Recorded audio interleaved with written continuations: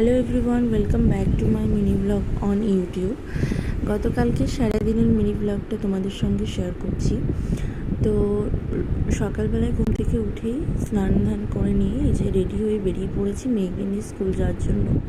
আর সকালবেলায় উঠতে সত্যিই খুব কষ্ট হয়, এখনও অনেকটাই অ্যাডজাস্ট হয়ে গেছে, আর কিছু মনে হয় না। কিন্তু ঘুম থেকে উঠলে চারিদিকে যে পরিবেশ সকালবেলায় এত ফ্রেশ লাগে না, কি বলবো।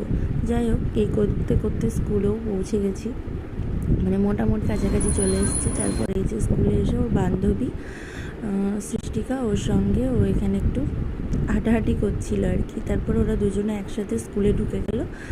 তারপর আমরা বসেছিলাম, তারপর বাড়িও চলে আসলাম মেয়েকে নিয়ে। আচ্ছা, গরমে যাচ্ছে তাই অবস্থা।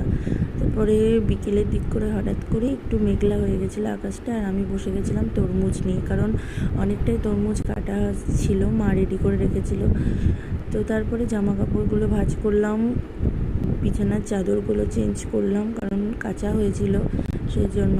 তারপরে এই যে সন্ধ্যাবেলায় চা বানাচ্ছি, আর বিকেলে একটু রুটিও বানিয়ে রেখেছিলাম। আর এই যে রাত্রেবেলাতে রেডি হচ্ছি, যাব একটা ইনভিটেশন আছে একটা বাড়িতে, আমাদের পাড়াতেই পিসিমণি বাড়িতে কালী পুজো ছিল, তো সেখানেই গিয়েছিলাম।